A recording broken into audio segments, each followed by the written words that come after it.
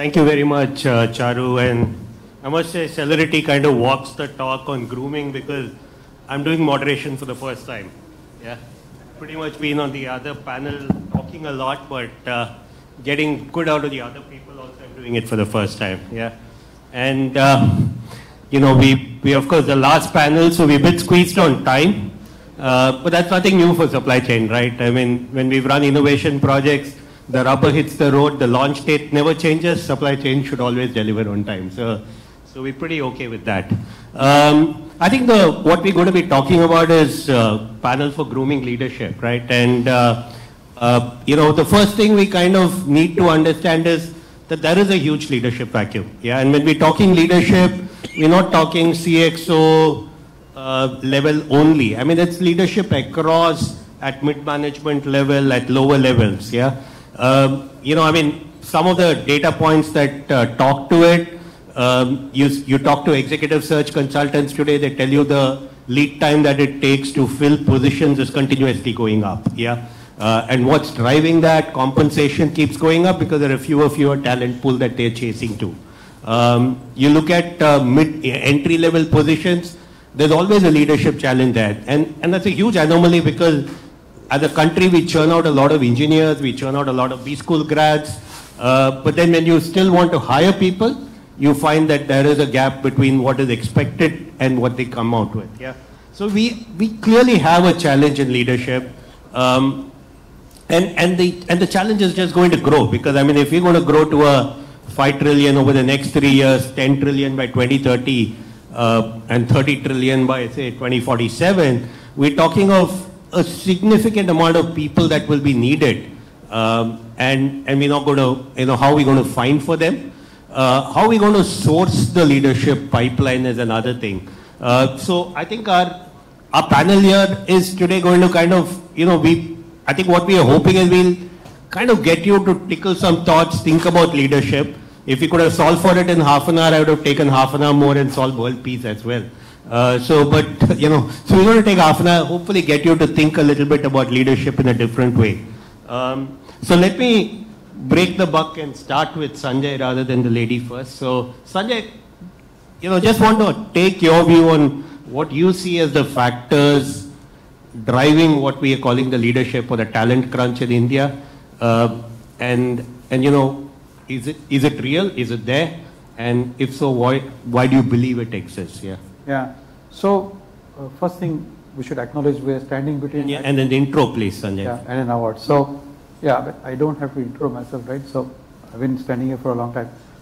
That's a great question, and I will not limit myself to just to India as such, but in a general verbatim because I have done consulting for 5 years and pure recruitment and management consulting from director and above for 4.5 years, right, in Singapore, across Southeast Asia market.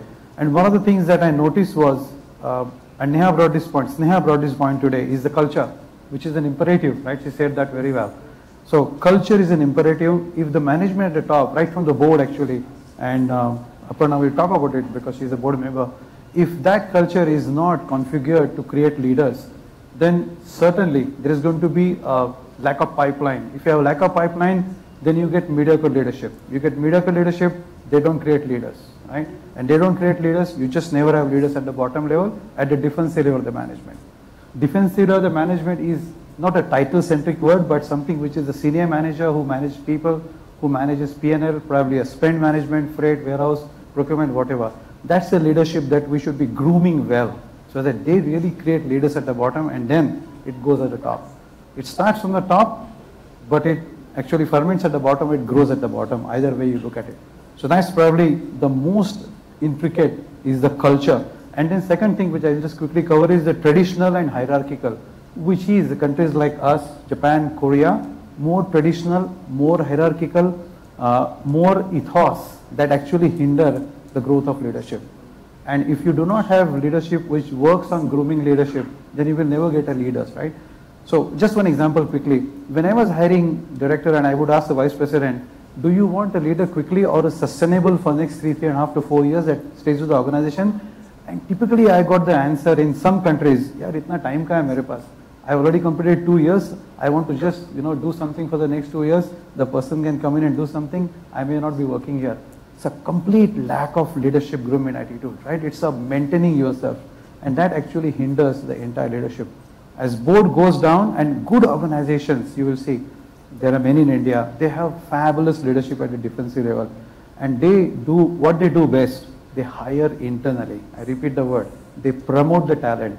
They find high pots, they promote the talent. When you go outside of the organization, it's a failure starts there. I was a consultant doing recruitment, and I used to always ask the first question, why don't you recruit inside? Why don't you hire talent inside? Why don't you promote? Most of the time the answer I got is, not possible. We would like to go outside. When you go outside, it's an organizational leadership failure, guys. Okay? Back to you. No, I think great build, Sanjay. I mean, I spent like 13, 14 years of my career beginning at Hindustan Lever, which now is kind of called the CEO factory, right? So they really believed in what you said, yeah, and hiring internal talent, grooming them, and very early the people were identified as high potential.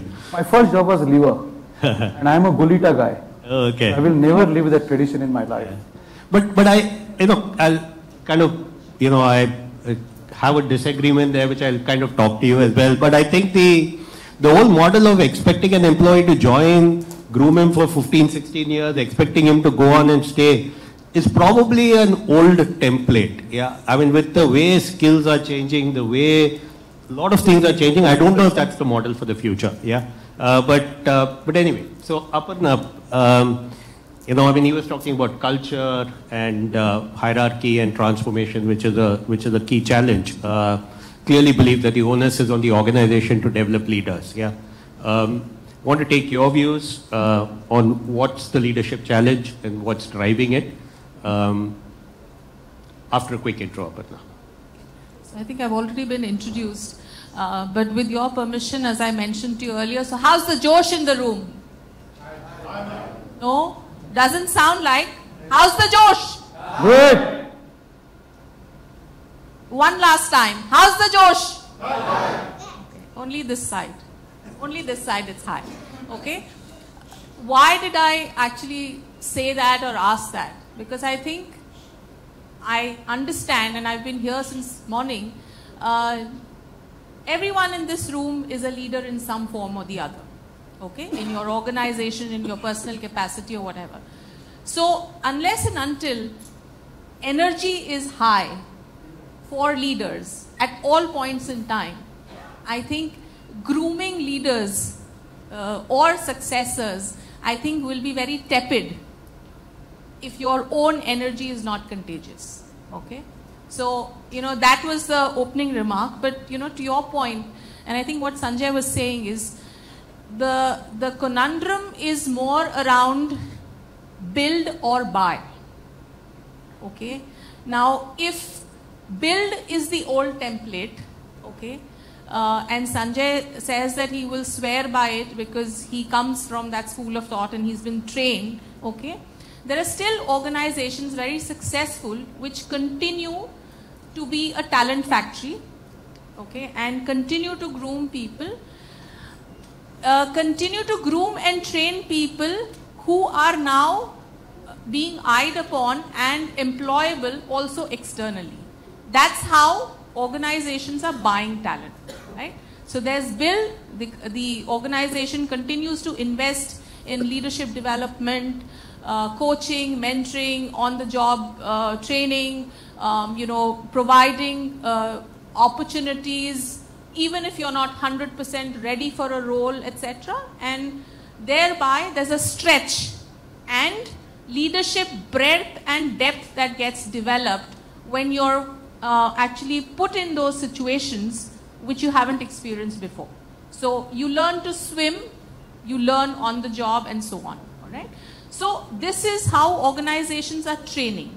Now the buy is the more easier part because somebody has invested in that talent, and what you get is a ready-made individual or talent which now actually has to be customized to your culture. Okay? So that's where recruiters say culture fit. They actually don't look at you when you're talking about senior talent, whether you know your job whether you have technical or management skills or not. That's not what you're being tested on, but are you a culture fit?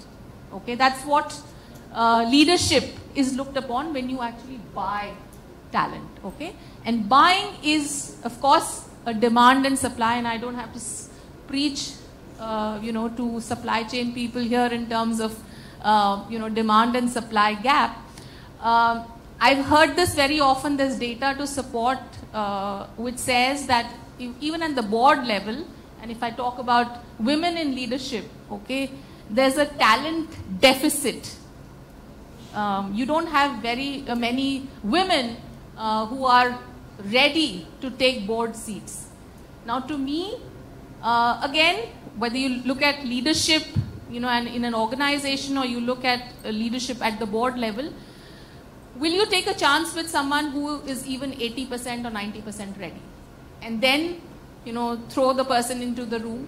Probably at a board level, that may not be a good thing to do, because you don't test the waters when you sit on the board. You've got to understand and know your domain and also general management in terms of how a company works. All right. So there, I think the culture fit as well as domain is very important. But when you look at an organization, the build versus buy is what continues to exist. Yeah.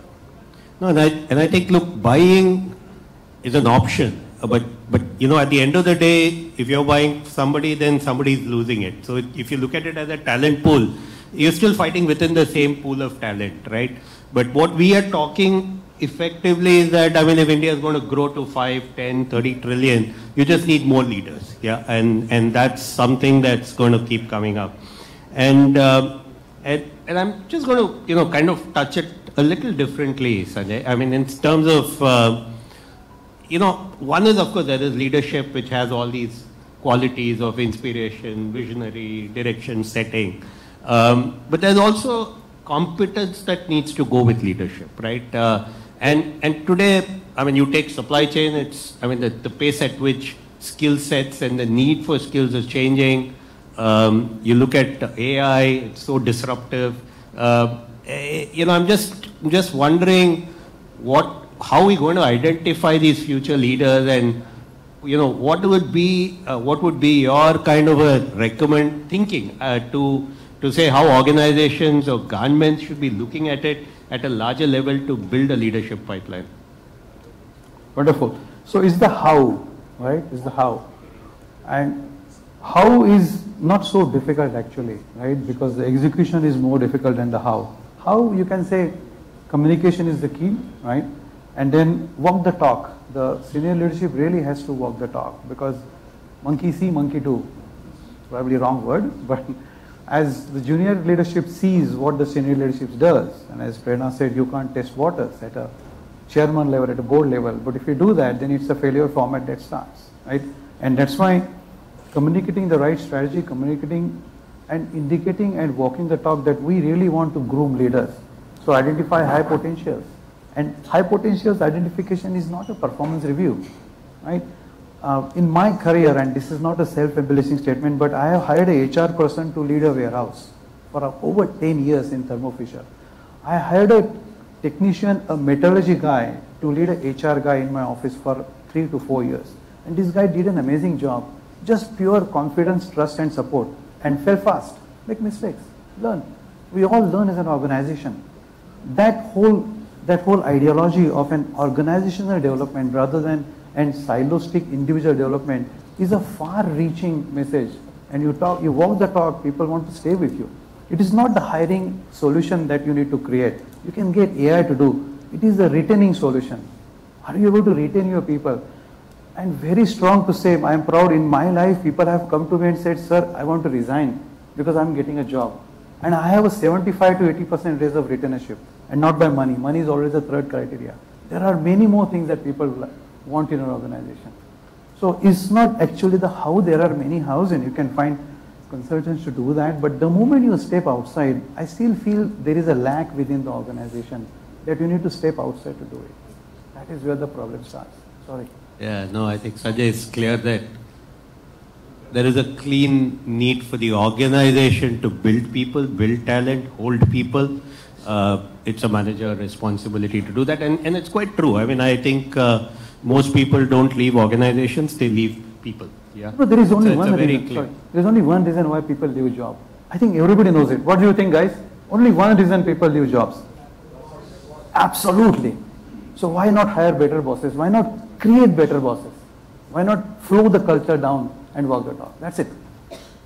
So I just want to supplement what he's saying by the fact that it's an organized leadership development, and grooming is an organization-wide activity, and it's an ongoing activity. It's not a seasonal or a periodic activity. It's something that's ongoing. The organization, the leaders need to stay invested in the idea. Okay, just like you stay invested in a product or a project or a business, you need to stay invested in the idea, provide resources that are needed, and not lip service or come and speak at an annual conference or an induction program and say all the right things, you know, dot all the I's and cross all the T's, but you've got to actually walk the talk, as he said, and at the same time be a role model, okay? Actively participating in the process and providing the resources and the support that is needed, okay? By being there physically, and being a sponsor in the effort, okay? I think a lot of times there is disaster because there's more lip service and it's just the right thing to do, you know, which organizations get carried away because other organizations have followed this template, so maybe it's going to work. No, I think it needs to be customized. It depends, varies from organization to organization. A startup will behave very differently versus an organization which is mature, okay? And we have examples of, you know, leadership in startups. And I would say that there are very few to quote where it's been successful, okay? Again, in my view, age has nothing to do with leadership, neither with maturity. I think it comes with experience, it comes with persistence, it comes with failing, it comes with, you know, setbacks, and then getting up and learning from those and, you know, going again, going after things. So startups, the ecosystem is very different versus matured organizations. Some very nice points there, Aparna, you know. And again, you know, she said doesn't come with age, but comes with experience. And a lot of people equate experience with years, yeah, which is completely, you know, somebody could have done the same role for 25 years, doesn't mean he's got experience, right? Somebody in 4 years could have seen so much in life that he's probably got greater experience. And the other point you also made about, you know, learning, being part of the job. And, you know, I mean, all of us have been, you know, we have a HR target, you know, HR has this great ability to push their job onto the line managers, yeah. So they ensure that training, you know, it's a line manager responsibility to train your people. And all of us have targets saying 2-man days training, 3-man days training, which actually is a very old way of looking at how you develop people, yeah. Just sending them to training programs and things like that is not going to work. Learning has to be a skill. It has to be built into your job. You know, how quickly you learn, how quickly you can unlearn and relearn is going to be what the new age definition is going to be. Just that kind of gets me a segue into what I want to ask next. You know, we've spoken about the organization in a way. I also want to shift the focus to the individual a little bit in terms of saying what would be the individual's kind of onus and responsibility. Always, you know, as much as the organization has a role, the individual has a role, yeah. It can't be just, you can only take the horse to the water, yeah. But in this kind of, you know, looking ahead, seeing how trends are moving, any thoughts on what you think people should be doing differently to kind of build themselves up for leadership roles, Sanjay? Fantastic. So it's the what, right? Every organization has certain HR strategies, and a lot of managers think that human resource is the ultimate, you know, function that will develop people, and that's not correct at all. It's the individual managers that actually bring the flavor, right? So first and foremost, the manager should be good to actually identify high potentials. How do you identify high potentials? You always get high potential candidate or leaders in a bad environment. When the business is doing well, everything is hunky-dory, things just roll through. But when it gets tough, then the toughs get going. So you should be consistently watching. So how many times we see a senior manager, for me a director, talking about containers, kitna gaya kal, that's a real failure there. Because you have a logistics manager to do that job for you. You don't do as a director. Your strategy, 50% strategy, 25% technical, 25% people. So that is where the high potential comes in. You should be watching my high point when there is a difficult times and how they come along. What is their communication? Are they aggressive? Do they repel people or they combine? They stand on the 50-yard line. That is one element that managers should be watching all the while. There is no solution to that. And the second thing quickly is your feedback and a reflection loop. How many times you do a feedback and reflection with an employee? Is it like once in a year, twice a year, every quarter?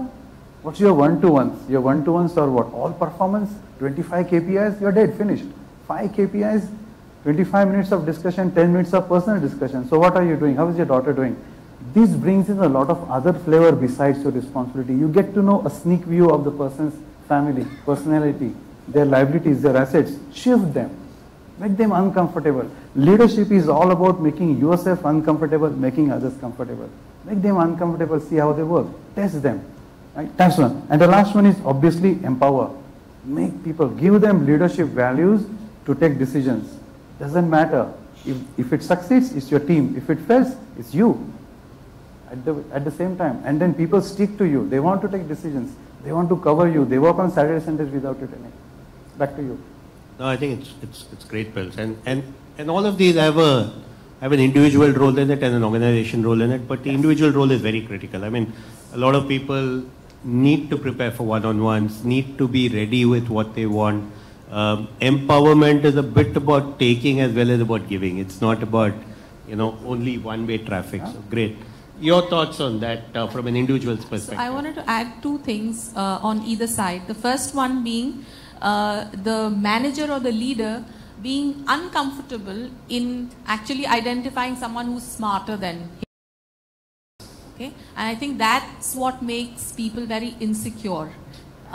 We see that. Now you have to cross your heart and see whether you've come across such a situation in your careers or you see that with your managers or whoever. So I think your success lies on the fact that you identify and help groom someone who's smarter than you. Only then you can actually become redundant and get on to do something else. Okay, that's the way to look at it. On the other side, I think what's important is for the individual to put your hand up every time there is a situation where you're stuck or there is something which has to get you out of comfort zone. So don't wait to be nominated or spotted for an opportunity or whatever. I think if you sense an opportunity, someone who is aspiring senses opportunity and puts one's hands up in terms of saying, okay, I'm going to take this chance and I'm going to jump into it and figure out. Okay, when you do that, you may not have all the answers. All right, and it's okay not to have all the answers, but you will find answers as you go along. And I think that process of discovery is so enriching that it adds a lot of dimensions to your leadership potential as you grow along. So those are the two sides. Brilliant points. I think we earlier spoke about why people leave. We said it's a bad boss, and to me, bad and insecure is absolutely the same words. Yeah. Look, let me open it up for questions. It's a topic we can kind of keep talking about. But yeah, Gaurav, and then after. Yes. Yeah. Thank you, Gaurav. Hello. Yeah. I actually had a binding with Aparna that I would be asking a question, but now what she was speaking is in much alignment with... Sorry, only one request. Just have to keep your questions very petty. Yeah. Yeah. We'll figure out the background. Yeah. So my question is from the other side of the table. From my perspective, say you have been hired as a leadership externally, and you can get all the psychometric analysis and cultural fit and Gallup and everything done. But once you are there, how do you basically swim the waters? I mean, that's my question. You rightly said that you would be failing more, you would have to listen a lot, but what's your point of view on that? So, in my view, if you're in a new environment, you don't put your hand up and say, I've figured this all out and I know how it works, okay? Because everyone else will tell you, we've been here longer, we know how it works, okay? You're the new kid on the block. So, what is most important is you keep your eyes open, your ears to the ground, and finger on your lips. So, you just observe, learn initially, okay? And then, gradually over a period of time, again, I'm not saying that period of time is not indefinite, okay? Once you think you understand, okay, in the beginning you start by asking the right questions, okay? And then I think see how you can add value, okay? That is how you build equity in the system, okay? And you get acceptance in the organization. I think this is something that works. I've done that in my career several times, and I see that successful people follow this, Gandhi ji ke teen bandar wala panda. Thank you, Aparna. Thanks, Great. Saurabh. Yeah, Javed, sorry. If you can just shout the question out, will also be okay. Yeah. My question is again on the leadership. So recently I moved to Malaysia. Before that, around 15 years here. What I found there is that, people don't have competition. I find difficulty to motivate people to go beyond their regular routine work and all. One reason what I can find out is that they don't have competition. Here, for one position, we have many competition. There, we don't have competition. So, just wanted to understand from you guys any suggestion. How to motivate people so that, they think beyond their routine work. Because when I talk to them, they don't have any career aspiration. Their only aspiration is to get retired in the same role. So maybe I think Sanjay might have a point of view being familiar with the culture, but my quick answer to that is there's no way to motivate somebody who doesn't want to be motivated. Yeah, you only manage it, you don't motivate. Javaji, can I say something openly? Is it okay? Yeah, so unfortunately you made a move into a country which I come from Singapore, so I know for 25 years, and there is no camaraderie here. But the societal way and the general traditional way there is people really don't reach out to others, and it's like a time lag, 9:30 to 5:30, and they go home, right? Because the government has been, and I don't want to bring a political scenario here, but then government creates a certain social stigmas or social value system, and that goes along well with the government structure and in the professional structure. So it's a buy-in that people are very happy for a certain communities there, that they get a lot of preferences and all, and they just swim with the water, as you said. If you're a new person there, it's very difficult for you to navigate yourself in, because you have your own dynamism, your own abilities that you want to, but the whole ecosystem works against you actually. It's like your hands are tied behind and you're asked to swim on your legs. There is no boilerplate here actually, right? There is no mantra here that we can recite and boom, you get something. The only way I can very rudely and crudely say is find another organizations where you will be doing very well. Believe me. Guys, I think, I've been to Ramakrishna Mission and worked there, and when we asked this question, he said, why do I need to motivate people? They are here on their own. Yeah. So it starts there. Sorry, Pawan, yeah. So finding another organization is obviously the ultimate thing, but I would still urge you to find out what the hot buttons are. Okay, I still feel that every individual, the more you try to engage with, society is one part, but what is the hot button? And sorry to kind of add into that very quickly, 30 seconds. We also tend to make this mistake of expecting everybody to work like India. Yeah, you just have to understand that's Malaysia, that's not India. Sorry, go on. I have a bigger question in terms of the context of the topic here, supply chain. We have been talking since morning about supply chain technologies, innovation, and etc. Most of the industry 4.0 technologies are designed to take people out of the equation. Right? That's the reality. You talk of any technology, it's designed to take people out of the system, including, for example, if you go to San Francisco, you book a taxi, you get a taxi driver. Yeah. So all those are designed to take people. In that context, how would leadership in India, has access to so many people, balance that you want to be innovative, but then you are also removing people from the. How do you create leadership in that? Yeah. I just want to quickly give you my view, and then I'll hand it over to Sanjay. And Sure. Look, I think we've seen that as technology keeps changing, we are industry 4.0. We've been through 1, 2, 3 cycles, and while jobs have got repurposed, jobs haven't been lost. Yeah.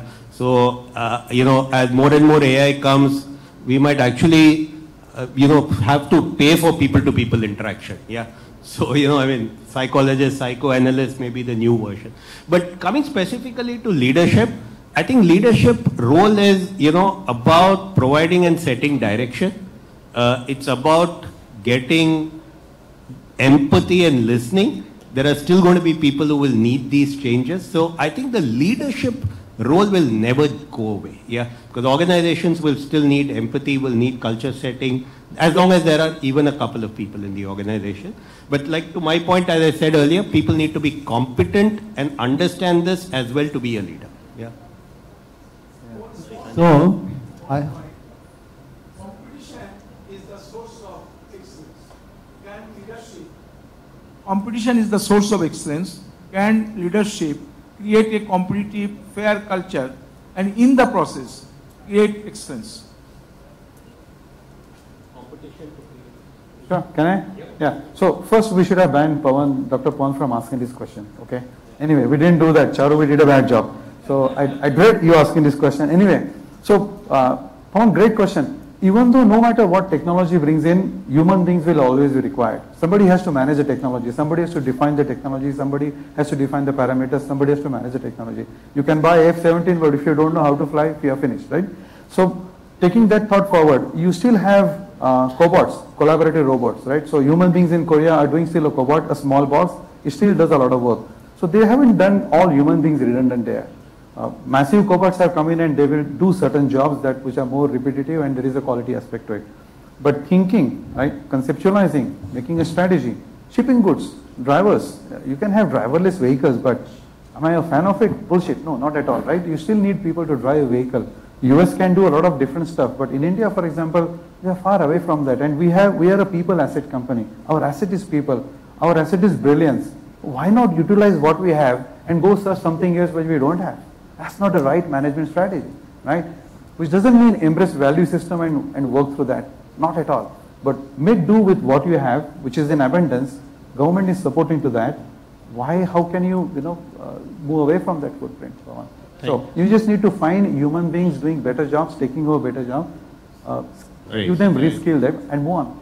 I think we just need to quickly answer Professor's question, and then there are a couple of questions. Look, we're seriously behind time. Charu, just a couple of minutes more. Yeah, we'll try and wind up as quickly as we can. Quickly, so I think there's a lot. No, answer the question on competition.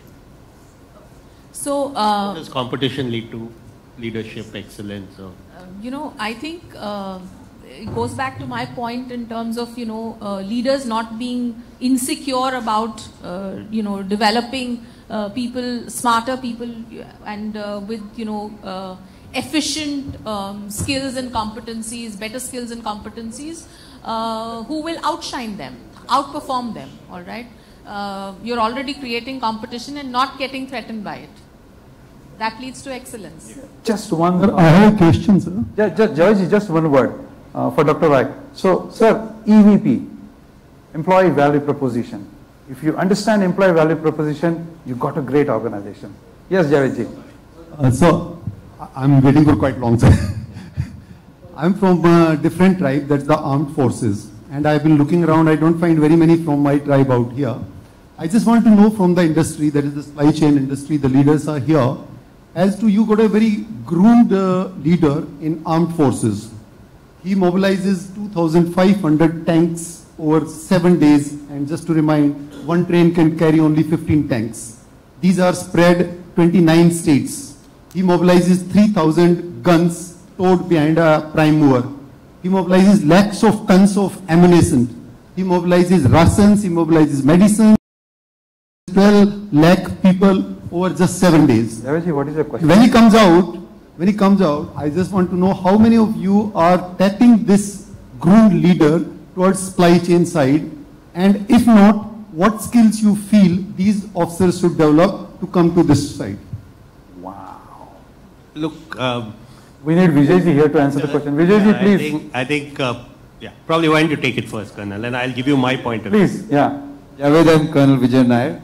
I was heading the supply chain for Reliance and Shopper Stop before I retired. Now I run my own consultancy.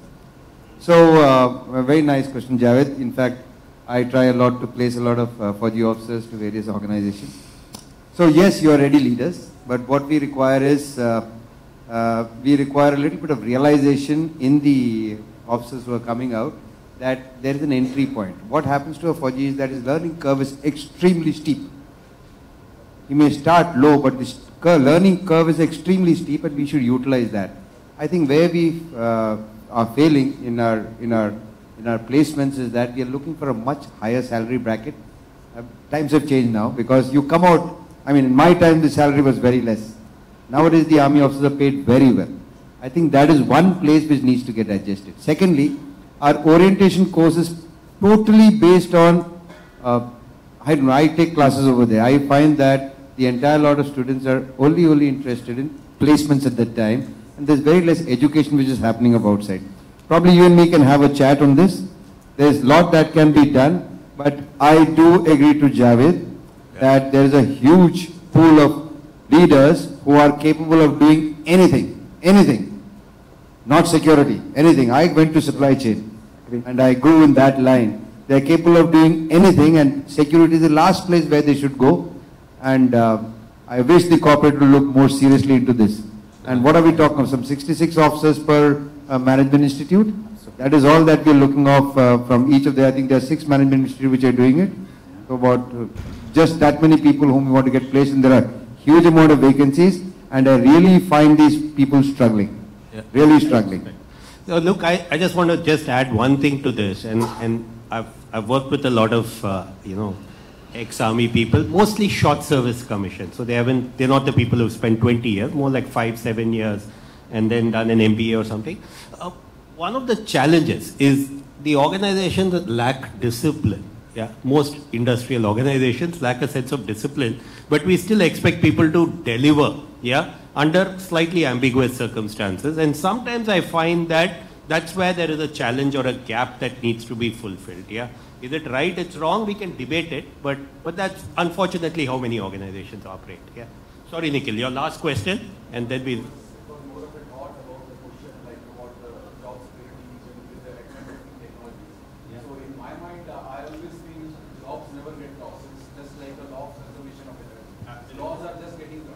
Reprocessed. You just need to actually upskill yourself.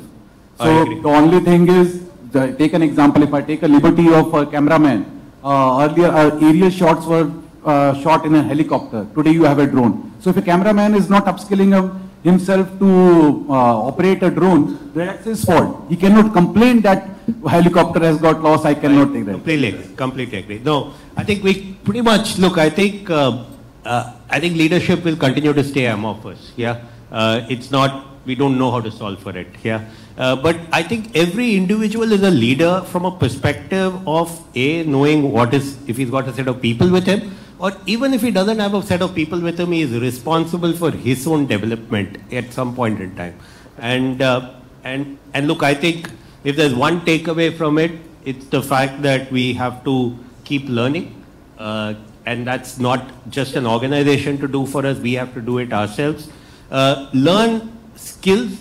Don't learn theory. Learn, like for example, one of the things that I learned is, if I've learned something 50, 60%, 70%, I try and do something with it. The moment you do it is where that 60 will go to a 90 or 100.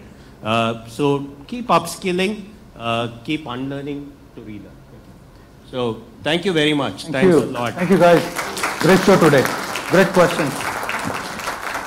All right, we just hand it over to Prerna to take over. Thank you so much.